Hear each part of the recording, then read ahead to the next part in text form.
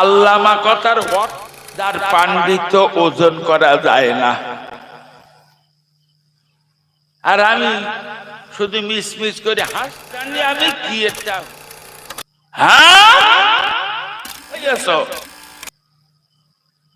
আল্লামা বলছে, আমিরুশ শরিয়াত বলছে খুব খুশি। পীর সাহেব যখন ধরা পড়ে গেছে যে আমার গোপন রহস্য প্রকাশ তুলে না, আর তুমি নিজে নিজে প্রকাশ করছো, জামানার বড় আলেম, জামানার মুজাদ্দিদ, এরপরে নবী দাবি করে কিনা তাই কে বলতেছে যে মাওলানা রুহুল আমিন সাহেবকে খাদিজা এনে কবর দেওয়া ইহুদি হচ্ছে নাকি? আলেমের নিয়ত ভালো হতে হবে, জানা মিলা দেবে তাদের নিয়ত ভালো হতে হবে। সরতা বাড়িতে বেরোচ্ছে, বলছে সামাদ ভাই চল যাই, অমুক অমুক বক্তা এসছে, কেরা কেরাম লাগাবে রে, বুঝে গিয়েছি ওরও নিয়ত খারাপ। সরতা নিয়ত করতে হবে, চলো আলেমেরা আসছে। নবী বলেছে আল্লাহ ভীরু আলেমের দিকে তাকিয়ে থাকলেও সগীরা গোনাগুলো ঝরে ঝরে পড়ে। সুবহানাল্লাহ বলে। বাপ দাদাদের সব কবর দিছে, আমরা চলো সবাই যাই, ওদের জন্য একটু দোয়া খায়ের করে আসি। কত সুন্দর নিয়ত। নিয়তের রসগতি বলো, নিয়তটা ভালো করে, অন্তরটা ভালো করে। রাসূলুল্লাহ খুব প্রিয় সাহাবী হযরত ওমরের বেটা, নাম তার আব্দুল্লাহ, যুবক বয়স, মসজিদে সকলের আগে ও যেয়ে রাসূলুল্লাহ পাশে বসে থাকতেন, যুবক ছেলে। তখন বেলাল আসতো না। ওমরের বেটা সকলের আগে মসজিদ নববীতে যেয়ে নবীর পাশে বসতেন।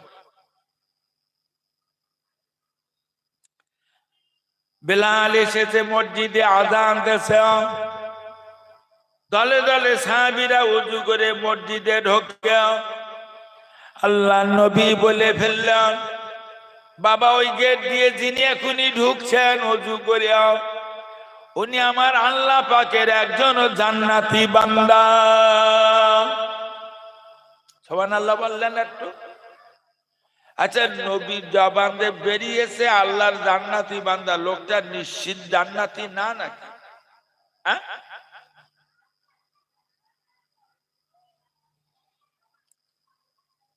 হযরত আব্দুল্লাহ ইবনে ওমর বলেন, পরের দিন নবীর পাশে বসেছিল, হযরত বেলাল আযান হেঁকেছে, দলে দলে সাহাবীরা ওযু করে মসজিদে ঢোকে।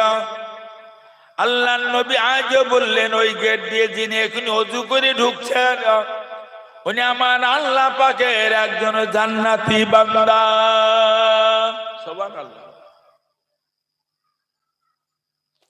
হযরত আব্দুল্লাহ ইবনে ওমর বলেন, পরের দিন রাসূলুল্লাহর পাশে বসে আছে, আযানের সময় হয়ে গেছে, বেলাল আযান হেঁকে দিয়েছে, দলে দলে সাহাবীরা ওযু করে মসজিদে ঢোকে। আল্লাহর নবী বললেন, ও আমার সাহাবীরা, এই যে এখন এই গেট দিয়ে যিনি ওযু করে ঢুকছেন উনি আল্লাহ পাকের একজন জান্নাতি বান্দা। ওই একটাই লোক। আব্দুল্লাহ বলছেন, আমি লক্ষ্য করে দেখি মদিনার এক মুরব্বী বিরুদ্ধ এক সাহাবী নামের নবী 3 দিন জান্নাতি সার্টিফিকেট দিয়েছে। তো ওমরের বেটা আব্দুল্লাহ ওই মুরব্বীর বাড়ি গেছে, যে বলছে, চাচা আপনি তো জানেন আমি ওমরের ছেলে, তা বাপের সঙ্গে একটু ঝামেলা মতন হয়েছে, তা কটা দিন একটু আপনার বাড়িতে থাকবো, একটু থাকার জায়গা হবে? যে বাবা থাকো, কোনো অসুবিধা।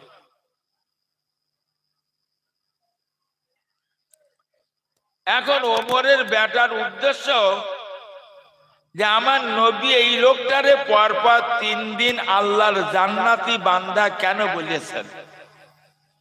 তাহলে লোকটার কি গোপন আমল আছে দেখি। ওই মুরব্বী যখন গোসল করে, ওমরে বেটা গোসল করে।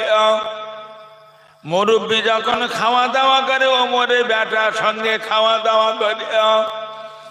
মুরব্বী যখন মসজিদে যায়, ওমরে বেটার সঙ্গে মসজিদে যায়। মুরব্বী যখন ঘুমিয়ে যায়, ওমরের বেটা মুরব্বীর পাশে ঘুমিয়ে যায়।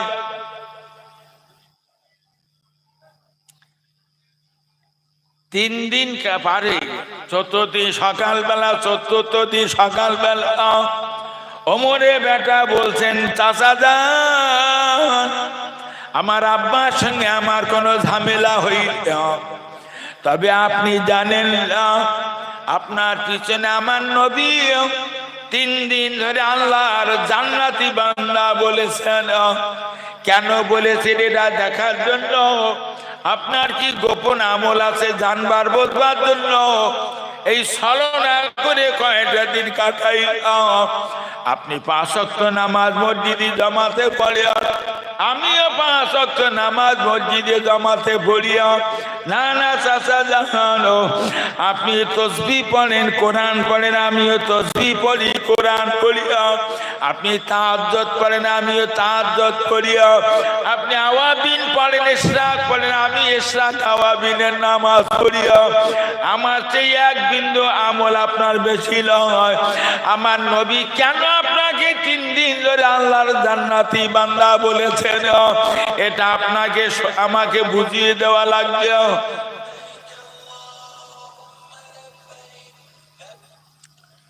ঠিক ওই সময় আল্লাহ পাকের আমার ভাইজানের ওই বান্দা বললেন, ও ওমরে বেটা আব্দুল্লাহ, যে জন্য এসেছো তুমি তো সেটা দেখতে পাবে না বাবা। সেটা হলো আমার অন্তর। আমার এই অন্তর কাউকে হিংসার নজরে দেখিলাম। আমার এই অন্তরের খবর আল্লাহ রাখেও। আমার এই খালেস অন্তরের জন্য আমার আল্লাহ পাক আমার নবী জবান দিয়ে বার করে এনেছে, আমি আমার আল্লাহর একজন জান্নাতি বান্দা।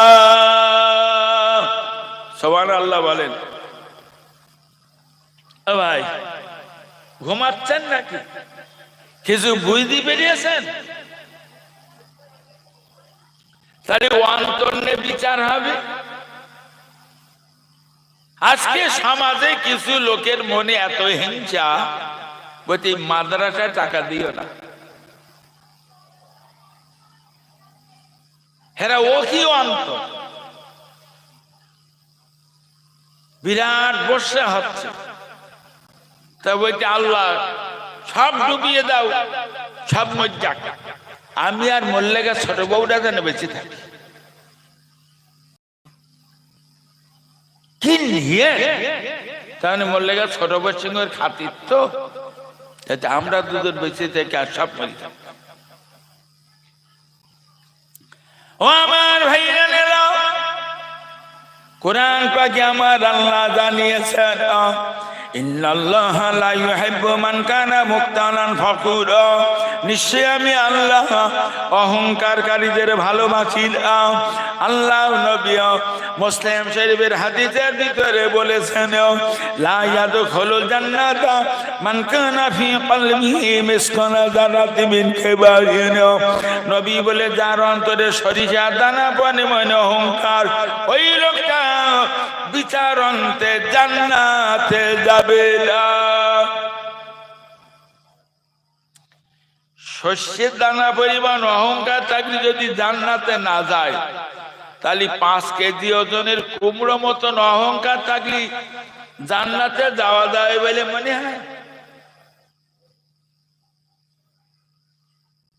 টাকার গরম দেখায়, হাতের বাহুর গরম দেখায়, এলেমের গরম দেখায়। আমি একটা বড় আলেম, আমি যদি আপনাকে সালাম দেই তা বেমানান হবে, তাই বসে রয়েছে একটু সালাম নেব, তাই একটু সালাম দেন। আমার বড় হুজুর বসিরহাটের আল্লামা তাসাউফ তত্ত্ব কিতাবে লিখেছেন, যে লোকটা সালামের অপেক্ষায় থাকে ওই লোকটার ভিতরে অহংকার আছে, হিসাব আনতে জান্নাতে যাবে না। ও আমার ভাইয়ালেরা, মনে রাখবেন, না না না কি আমার সালাম দেবে যে যত বড় হুজুর হোক, আমার নবীর চেয়ে বড় হুজুর কারুর বলা যায়? বলা যায়? আল্লাহর নবী 40 বছর বয়সে নবুয়ত পেয়েছেন, কলেমার দাওয়াত দিচ্ছেন, নবীর হাতে কলেমা পড়েছেন। 80 বছরের বুড়োটা নবীর হাতে কলেমা পড়েছেন। 40 বছরের মানুষটা নবীর হাতে কলেমা পড়েছেন। 20 বছরের যুবকটা নবীর হাতে কলেমা পড়েছেন। 70 বছরের মানুষটা নবীর হাতে কলেমা পড়েছেন। মক্কার বড় বড় শিক্ষিত মানুষ ছিল, নবীর হাতে কলেমা পড়েছেন। মক্কা মদিনার বড় বড় ধনী মানুষ ছিল, নবীর হাতে কলেমা পড়েছেন। মক্কার মদিনার অনেক অশিক্ষিত মানুষ ছিল, সাহাবীদের ভিতরে অনেকে শিক্ষিত ছিল, অনেকে অশিক্ষিত ছিল, নবীর হাতে কলেমা পড়েছেন। মক্কা মদিনার নিঃস্ব গরিব মানুষ ছিল। ও মুসলমানেরা, আমার নবী কে গরিব কে ধনী, কার জ্ঞান বেশি, কে লেখাপড়া বেশি জানে, কে লেখাপড়া কম জানে, আমার রাসূলুল্লাহ দেখতেন না। নবীর চরিত্র হলো সকলকে নবী আগে আগে সালাম দিতেন। একটু জোরে বলা যাবে না সুবহানাল্লাহ? নবী আগে সালাম দিতেন। আর এরা নবীর চেয়ে বড় হুজুর বলো, নাউজুবিল্লাহ। আমরা জানতাম এদেশের মাটিতে সবচেয়ে বড় আলেম আল্লামা রুহুল আমিন। 25,000 কিতাব তিনি কণ্ঠস্থ করেছিলেন। এখন বসিরহাট হুজুর যে লকব পাইনি, এক ভণ্ড আর এক ভণ্ডর নামে সেই সব লকব দিচ্ছে।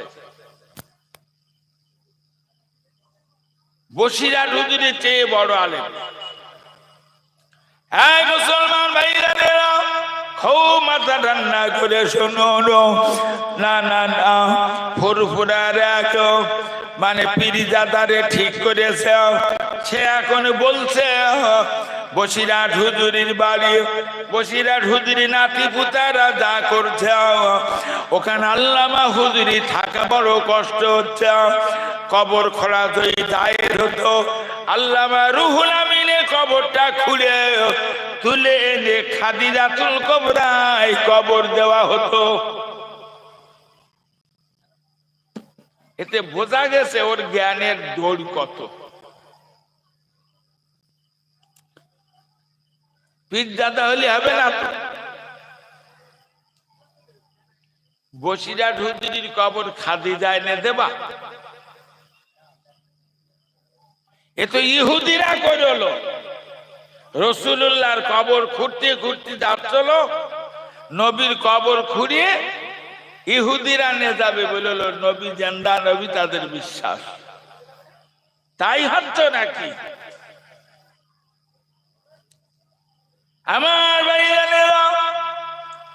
ফুরফুরা শরীফের ছোট হুজুর পীর কেবলা রহমাতুল্লাহ আলাইহির সঙ্গে আমি অনেক জলসা করেছি। ফুরফুরা ছোট হুজুর সঙ্গে অস্করা লোক বলে আমি। ছোট হুজুর পীর কেবলা বলতেন, বাবা মেথরের অহংকার করলে মানায় না। মেথর কারে বলে ভাই? যারা পায়খানা ঘর সাফ করে, ঠিক কিনা বলেন?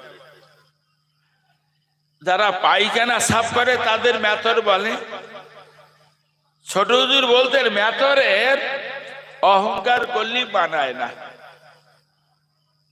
ছোট হুজুর কেবলা বলতেন, বাবা আমরা সবাই এক একজন মেথর, কারণ আমরা প্রত্যেকটা নারী পুরুষ প্রতিদিন পেশাব পায়খানা করি, প্রতিদিন পেশাব পায়খানা করি। বাবাই পেশাব পায়খানাটা আমি নিজে হাতে সাফ করি। ঠিক না বেটি? আচ্ছা, প্রধানমন্ত্রী পায়খানা করে বসে থাকে আর একজনকে ধোয় না নাকি? রাষ্ট্রপতি ও পায়খানা করে বসে থাকে আর একজন বদনায় করে পানি ঢেলে দেয়। হাজার হাজার কোটি টাকার মালিক যত বড় ধনী হোক, ও বলো নিজের হাত দিয়ে নিজের পায়খানা প্রতিদিন সাফ করে। ছোট হুজুর বলতেন, বাবা আমরা সব এক একজন এক একটা মেথড। ও মুসলমানের বাচ্চারা, তাহলে মেথডের অহংকার করা যায় না। আমার কতটা জ্ঞান আপনি জানেন, আমার জীবনে আমি কত কিতাব পড়েছি জানো। ওরে সালাম করতে ইচ্ছা করে না কারু, শুধু সালাম লেবা অন্তরটা ভালো। हम सब जानते हैं, हम सब समझते हैं। এটা ইবলিসের চিন্তা, কোন মুমিনের এরকম চিন্তা থাকতে পারে না। মুসলমান ভাইজানেরা, খুব মাথা ঠান্ডা করে চলো। আমরা শাহজাহান একদিন রাতের বেলা স্বপ্ন দেখেছেন, একটা জ্যোতির্ময়, এত জ্যোতির্ময় মসজিদ শাহজাহান জীবনে দেখে নাই। এই মসজিদটা কোথায়? দেশের বৈজ্ঞানিকদের বলল, বৈজ্ঞানিকেরা বলতে পারলো না। সম্রাট শাহজাহান শেষ পর্যন্ত আলেমদের কাছে পরামর্শ নিয়েছে। দিল্লির আলেমেরা বলেন, হুজুর দিল্লির মাটিতে একজন আল্লাহর ওলি আছে, ওনার কাছে যান। ওই আল্লাহর ওলি দরবারে চলে গেল সম্রাট শাহজাহান। সারা দিল্লির আলেমেরা আপনাকে আল্লাহর ওলি বলে। বলুন না, আমি স্বপ্নের ভিতরে একটা মসজিদ দেখেছি, এই মসজিদ কোথায়? ওই আল্লাহর ওলি বলেন, হুজুর আপনি আমাকে বড় ওলি বলবেন না। এই জামানার যিনি সবচেয়ে বড় ওলি, তিনি হচ্ছেন আমার পীর। আপনার বাড়ির প্রতিদিন রুটি বানান। রুটি বানায় মানে বাবুর্চি না, রাঁধুনি। শাহজাহান কাঁদিতে কাঁদিতে রাঁধুনির বাড়ি দিয়ে বললেন, ওগো আল্লাহর ওলি, এত বড় গোপন রহস্য গোপন করিয়া আমার বাড়িতে আজকে দীর্ঘদিন এত কঠিন কাজে নিযুক্ত, আল্লাহর রাস্তে মাফ করে দিন। না না না, দরবারে বসে থাকবেন, একবার বলুন আমি যে স্বপ্নের ভিতরে মসজিদ দেখেছি, এই মসজিদ কোথায়? আপনি জামানায় বড় ওলি। ওই রাধুনি বললেন, ও সম্রাট আপনি আমাকে জামানার বড় ওলি বলবেন না। এই জামানার সবচেয়ে যিনি বড় আল্লাহর ওলি, তিনি হলেন প্রতিদিন আপনার বাড়ির পায়খানার ঘর সাফ করেন। সুবহানাল্লাহ বলেন। সম্রাট শাহজাহান মেথরের ঘরের সামনে যেয়েও চিৎকার করে কেঁদে ফেললেন, ও আল্লাহর ওলি শিগগির বাইরে আসুন। এত বড় গোপন রহস্য গোপন করে আমার বাড়ি এত কঠিন নোংরা কাজে আছেন, যে কটা দিন বেঁচে থাকবেন রাজ দরবারে বসে থাকবেন। হুজুর বলুন না, আমি একটা মসজিদ দেখেছি স্বপ্নের ভিতরেও, এই মসজিদটা কোথায়? ওই আল্লাহর ওলি বললেন, ওগো সম্রাট আপনি যে মসজিদ দেখেছেন, ওই মসজিদটা দুনিয়ার কোন মসজিদ না, ওটা আমার আল্লাহ পাকের জান্নাতের মসজিদের ছবি। ওই মেথর জামানার বড় ওলি, জামানার বড় ওলি মেথর হাত তুলে কান্না শুরু করে দিয়েছেন, ইয়া রাব্বাল আলামিন আমার গোপন রহস্য প্রকাশ করে দিয়েছেন। এই মুহূর্তের জন্য আপনি আমাকে উঠাইয়ে নেন। বলার সাথে সাথে ওই আল্লাহর ওলি ওই জায়গায় ইন্তেকাল করেছেন। সম্রাট শাহজাহান দৌড়াচ্ছেন, অন্তত একে ধরিয়ে আপনার ওই রাধুনির ঘরে দিয়ে দেখে রাধুনি আর নাই। আজকে আমার তুলে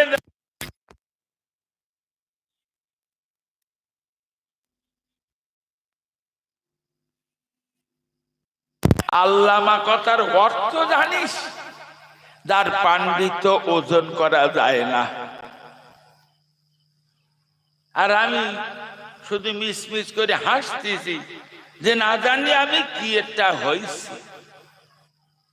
হ্যাঁ, কি হইয়াছ? আল্লামা বলছে, আমিরুশ শরিয়াত বলছে খুব খুশি। পীর সাহেব যখন ধরা পড়ে গেছে যে আমার গোপন রহস্য প্রকাশ হয়ে গেছে, আল্লাহ আমাকে তুলে নেন। আর তুমি নিজে নিজে প্রকাশ করছো জামানার বড় আলেম, জামানার মুজাদ্দিদ, এরপরে নবী দাবি করে কিনা তাই দেখেন। আমার ভাইরা খুব মাথা ঠান্ডা করে কথাটা শুনো। না না না, সালাম আগে দেবেন না পরে দেবেন?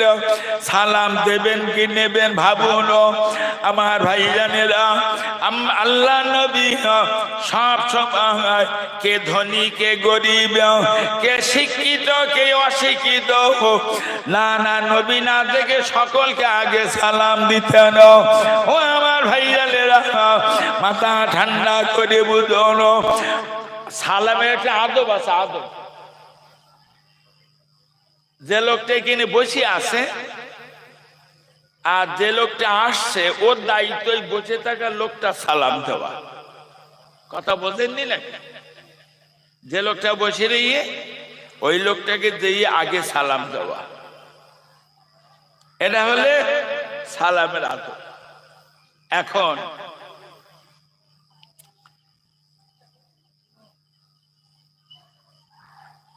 হযরত আলী রাদিয়াল্লাহু তাআলা আনহু রাসূলুল্লাহ দরবারে যেতে দেরি হয়, প্রতিদিন আবু বকর আগে যায়।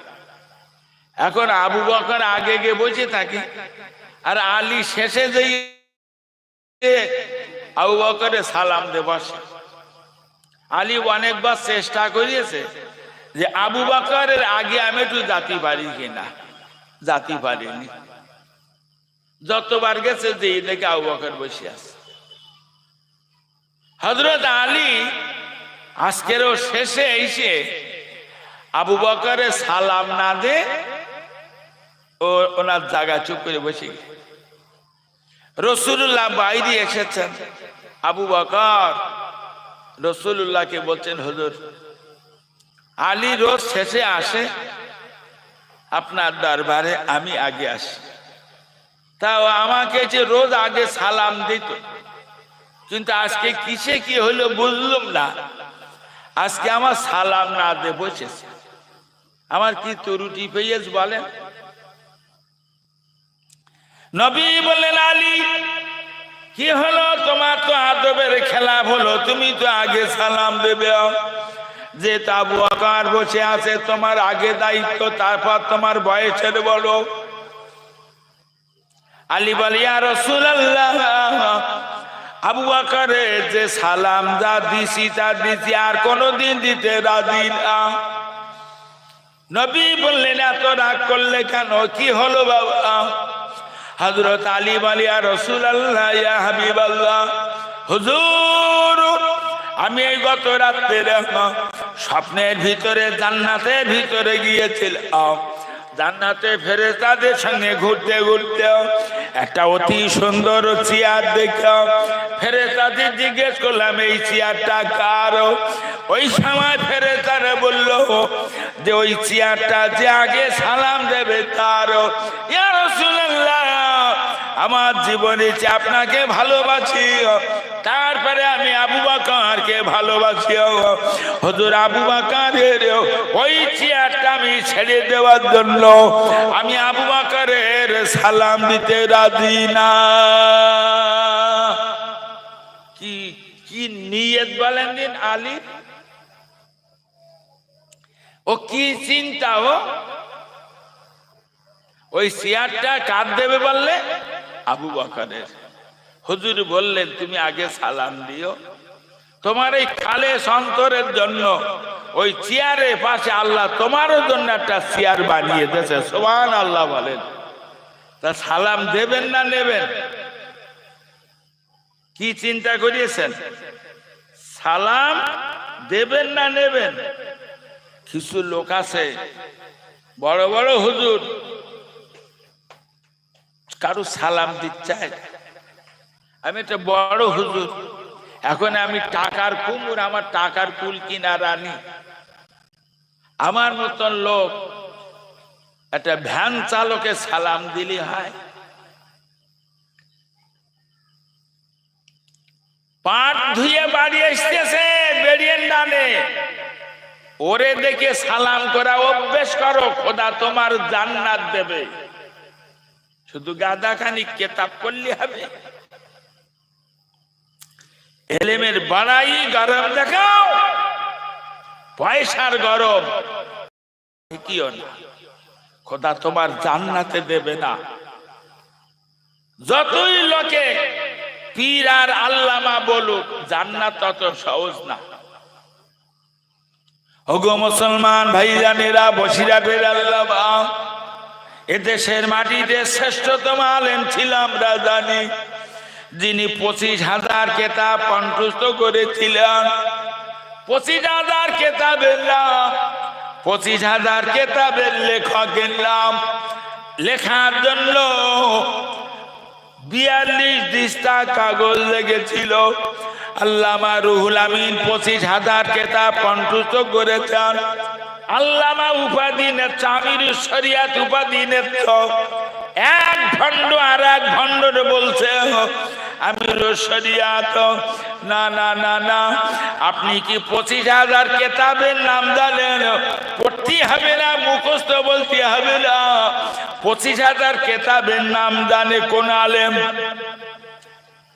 আল্লামা রুহুল আমিন কোন কেতাব পড়ে বলল? 25,000। তুমি আল্লামা রুহুল আমিনের চেয়ে বড় আলেম? ও আমার সোনার মানিকেরা, মাথা ঠান্ডা করে চলতে হবে। আল্লামা রুহুল আমিন রহমাতুল্লাহ আলাইহি, আমার ভাইজানেরা, তার মাথা জিয়ারাত করতে আমাদের উসাইলা। মনে রাখবেন, বাংলাদেশে বাড়ি ছবি ফজলুল করিম রহমাতুল্লাহ আলাইহি সারাটা জীবন তার বসিরহাট হুজুরির সঙ্গে কাটিয়েছেন। ছবি ফজলুল করিম এত বড় আধ্যাত্মিক আল্লাহর ওলি ছিলেন। না না, তিনি তার বসিরহাট হুজুরির সঙ্গে সারা জীবন কাটিয়েছেন। পীর সাহেব কেবলাকে ফুরফুরার পীর হাতে উনি বায়াত ছিলেন। পীর সাহেব কেবলা আল্লামা রুহুল আমিন এক জায়গায় জলসা, সুফি সাহেব সেখানে সুফি সাহেবের গায়ে কাটা কাটা কাটা বোঝেন তো নাকি? বাড়ি কাটা টাটা গায়ে দেয় না, একটা কাটা উনি মুড়ি দিয়ে বসি রে। তার দাদা হুজুর বলছে সুফি সাহেব কাটা গায়ে দিস কেন? হুজুর একটু গায়ে জ্বর আছে। তা দাদা হুজুর বললেন যে বাবা একটু সাবু খাও। সুফি সাহেব সাবু খাচ্ছে, দাদা হুজুর সাবু খাচ্ছে বলি জ্বর সেরে গেছে। আল্লামা হুজুর বলছেন ভাত খাও। তো কি করে ভাত খাই? হুজুর বললেন সাবু খাও। তুই তো তা রুটি খাও, তো রুটি খাওয়া যাবে না, হুজুর বলেছেন সাবু খাও। খোদা কি রহম, ফুরফুরা পীর সাহেব ইন্তেকাল করেছেন। ফুরফুরার পীরের ইন্তেকালের পরে 22 বছর সুফি ফজলুল করিম বেঁচে ছিলেন। সুফি ফজলুল করিম 22 বছর ভাত রুটি খায়, শুধু সাবু খাইয়ে গায়ে আর গোস্ত ছিল না, চামড়া গুলো হাড়ের সঙ্গে মিশে ছিল। সুফি ফজলুল করিম এত বড় আধ্যাত্মিক অলি বলা যাবে না। সামনে গেলি বলি দিতে পারতা, সারাদিন কোটা বিড়ি খাইছি, সুফি সাহেব বলতে পারত আজকে একজনের কাছে ৫,০০০ সুদির টাকা গুনে নিছি, সুবি সাহেবের সামনে গেলি বলি, বিকেল বেলা একজনের বই হাত ধরে তুই আর কি মেরিল, সুবি সাহেব সামনে গেলি বলে দেবে তুমি এই কাজ করেই এত বড় আধ্যাত্মিক হলি সুবি ভুল করি। সারা জীবন বসিয়াটুজুরির সঙ্গে কাটিয়েছে। আল্লামা রুহুল আমিন যেদিন ইন্তেকাল করবেন সেদিনও সুফি সাহেব হুজুরির সঙ্গে ছিলেন, সুফি ফজলুল করিম বসিয়াটুজুরির সঙ্গে ছিলেন। আল্লামা রুহুল আমিনের শরীর খুব খারাপ, কলকাতা থেকে মন্ত্রী এসেছে, মন্ত্রী জিয়াউল হক সাহেব এসে বললেন হুজুরকে আমার সঙ্গে দাও, আমি বড় ডাক্তার দেখাবো কলকাতায় নিয়ে যাওয়া হলো কলকাতায়। হুজুরির সঙ্গে হুজুরির বেটা আব্দুল মাজেদ সাহেব আছে আর সুফি ফজলুল করিম সাহেব আছে। আজকে বৃহস্পতিবার বিকেল বেলা বসিয়াট হুজুর আব্দুল মাজেদ সাহেবকে বলছেন তুমি বাড়ি চলে যাও, বৌমার শরীর খারাপ। ওই দিন নুরুল আমিন সাহেব হয়েছিল, মানে হুজুরির ওই বড় পোতা নুরুল আমিন সাহেব হয়ে বলছে বৌমার শরীর খারাপ তুমি বাড়ি যাও। আব্দুল মাজেদ সাহেব হুজুর বলছেন মন চাচ্ছে না বাড়ি যাতে, আব্বার ফেলে রেখে বলে তুমি বাড়ি যাও, আজকে ডাক্তার দেখিয়ে কালকে আমি চলে যাব। আব্দুল মাজেদ হুজুর বাড়ি এসেছে, সুফি সাহেব সঙ্গে আসেন।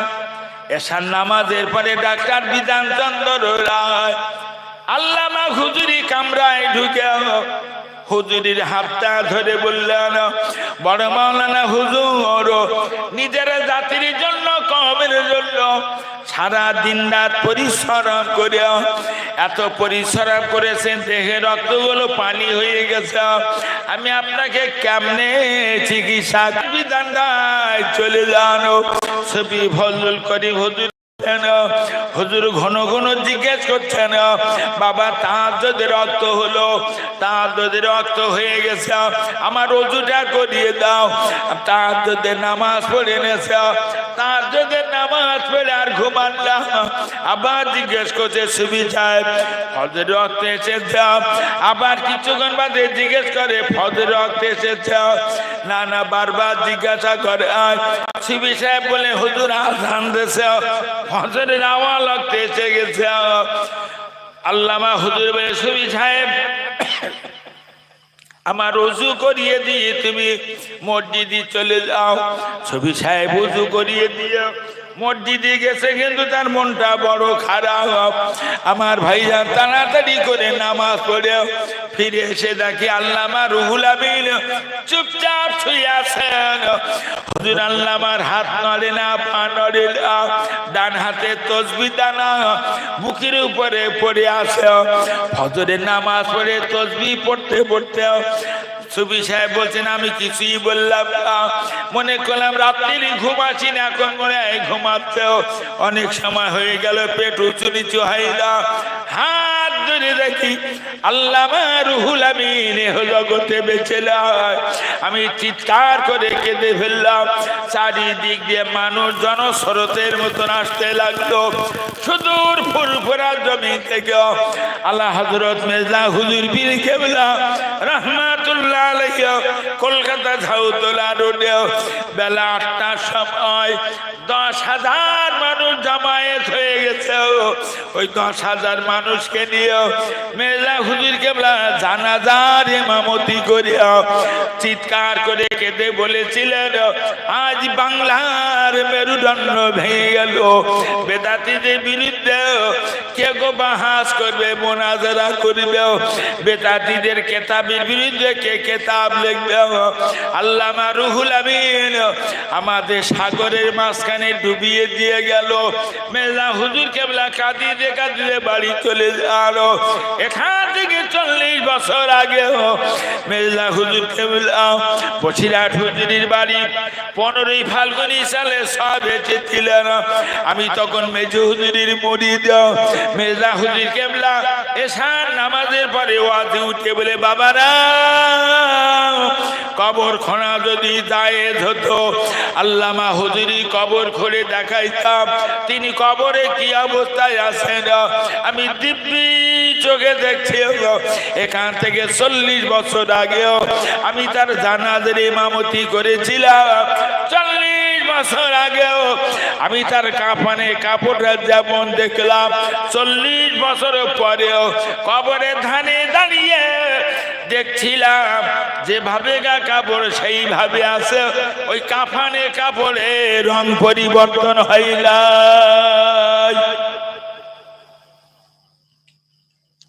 এক ফসকে বলতেছে যে মাওলানা রুহুল আমিন সাহেবকে খাদিজা এনে কবর দেওয়া ভালো। ইহুদি হচ্ছ নাকি ভাইজান?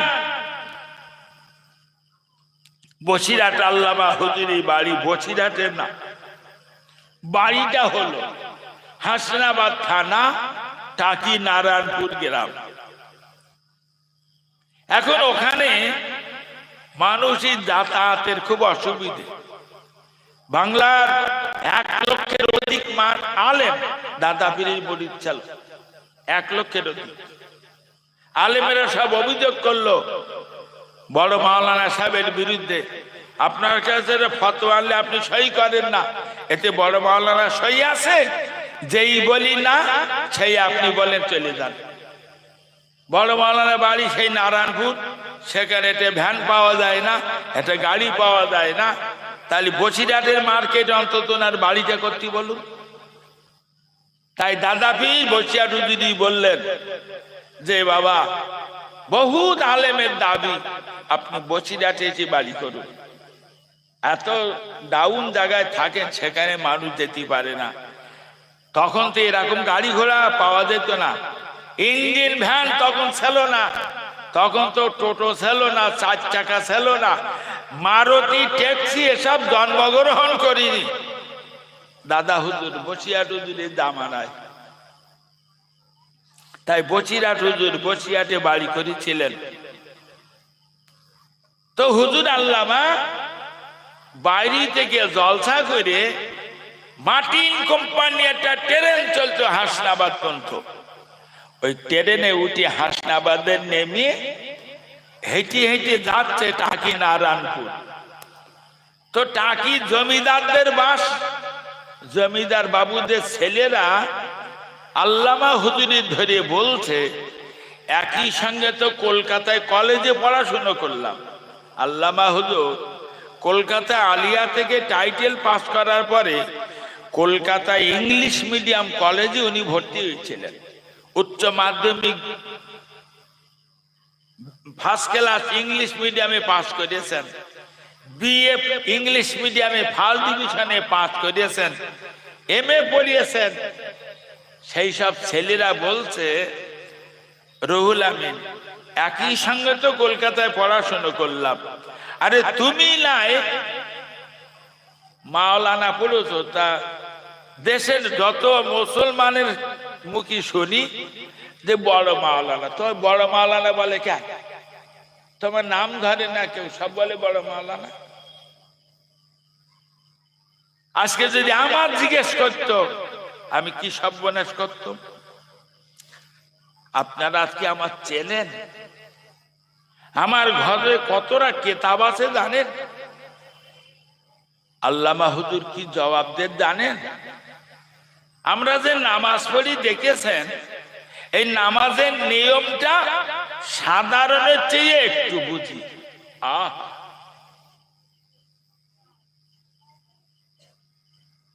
আজকে যদি এই জামানার আল্লামারে যদি কেউ এরম বলতো, তা বলতো আমার যা কেতাব আছে এরম কেতাব আর কারণ নেই। কথা বুঝতে পারেননি না? আমি একটা বিরাট কিছু, এটা ব্রেন থেকে দূরে সরিয়ে যান। আমি সকলের চেয়ে নগণ্য, তারপরে খোদা তোমার ছাড় দিতে পারে। আমি সকলের চেয়ে বুঝি, এ চিন্তা ব্রেন থেকে দূরে সরাও। যার অন্তরে সরিষার দানা পরিমাণ অহংকার, ওই লোকটা হিসাব আনতে জান্নাতে যাবে না। পরিষ্কার কথা, মুসলিম শরীফের হাদিস। নিয়তের রস করছিলাম, নিয়তটা ভালো করেন। আমি মাদ্রাসা তৈরি করেছি ভবানীপুরি। কোন নিয়তে জানেন? দুটো নিয়তে। একটা নিয়ত হলো যে দাদা হুজুর আর বসিয়াট হুজুর 1100 মসজিদ আর 800 মাদ্রাসা তৈরি করে কবরে গে জীবনীতে কাজ। মাদ্রাসা করেছি 1 নম্বর নিয়ত, কিয়ামতের দিন আল্লাহ জানো দাদা হুজুর আর বসিয়াট হুজুরের সঙ্গে হাসর নাচর করেন। 2 নম্বর নিয়ত, সমাজে কিছু উপযুক্ত আলেম দাদা হুজুর বসিয়াট হুজুরের নীতি আদর্শের উপরে সমাজে কিছু আলেম তৈরি করে দিয়ে যাব। তাই ভবানীপুরি মাদ্রাসা তৈরি করেছি। কয়েক কোটি টাকার বিল্ডিং, আল্লাহ রহমত, সেটা বুখারী শরীফে পরিণত। এত অহংকার, বলছে ওই মাদ্রাসা চালাতে পারবে না। বুখারী চালালে কি সহজ? ওরে বাবারে, তুমি ছাড়া আর কেউ পারবে না।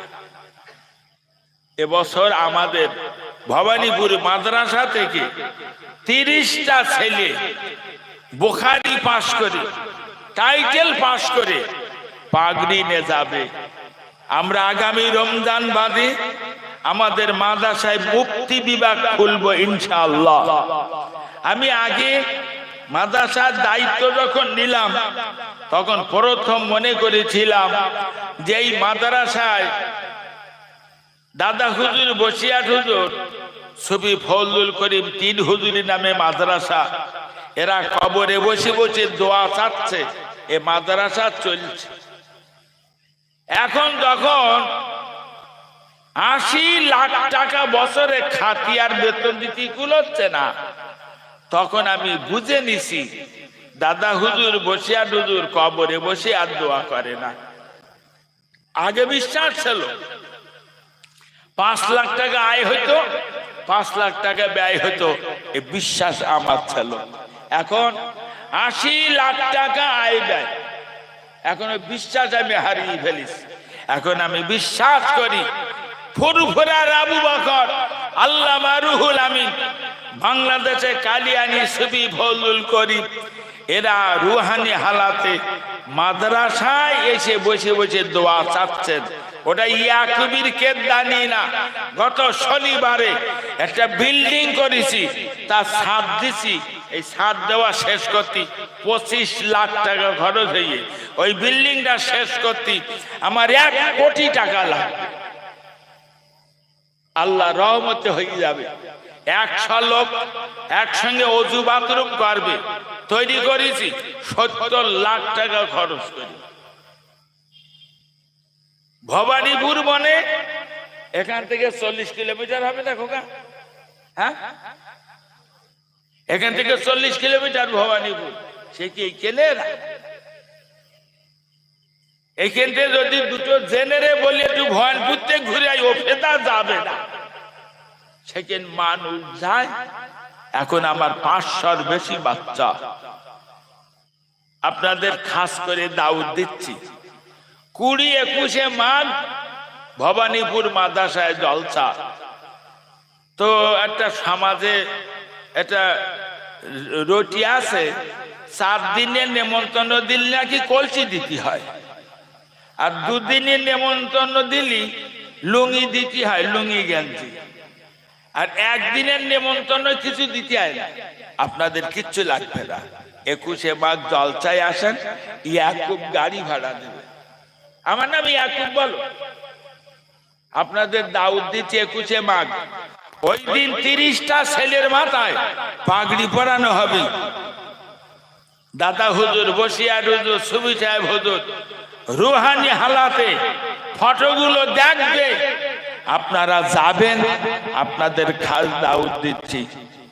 1 ঘন্টা ধরে যা বলেছি, যদি কিছু ত্রুটি হয় মাফ করে দেবেন। তবে অহংকার মনের থেকে পরিষ্কার করেন। কিয়ামতের দিন বিচার হবে, খালেস অন্তরের মানুষ নে খালেস অন্তরে মিলাদ দেবেন, খালেস অন্তরে মাদ্রাসায় দান করবেন, খালেস অন্তরে যদি এর দেখেন কিয়ামতের দিনের বদলা পাবেন। দোয়া করেন। এখনই আপনাদের সামনে হযরত মাওলানা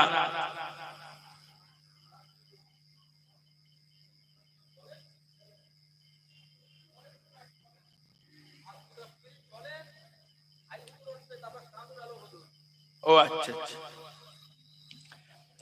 পানিগোবরার হুজুরির কলিজার টুকরা পীরজাদা আব্দুল হাই হুজুর আপনাদের সামনে কিছু সময়ের জন্য আসছেন। এরপরে বাংলার বিখ্যাত আইজিন মাওলানা শাহানুর আলম বসিরহাট বেরেমনগর তিনি আসছেন, তিনি ওয়াজ করবেন, আমার জন্য দোয়া করবেন। আপনারা সবাই যাবেন। এই ভুয়ানপুর মাদ্রাসায় কবে দাওয়াত দিয়েছি? 21শে মাঘ। আপনারা যাবেন, মাগরিব পড়বেন, হাজার হাজার লোকরে জিকিরের মজলিস তৈরি হবে। অনুরোধ করছি যাওয়ার জন্য। গাড়ি ভাড়া ইয়াকুব দেবে, আমার নাম ইয়াকুব। যাবেন, খাওয়া দাওয়া করবেন, আর জামার কলারটা ধরে বলবেন গাড়ি ভাড়া টাকাটা দে দেবো ইনশাল্লাহ। আসসালামু আলাইকুম। দরুদ শরীফ। আল্লাহুম্মা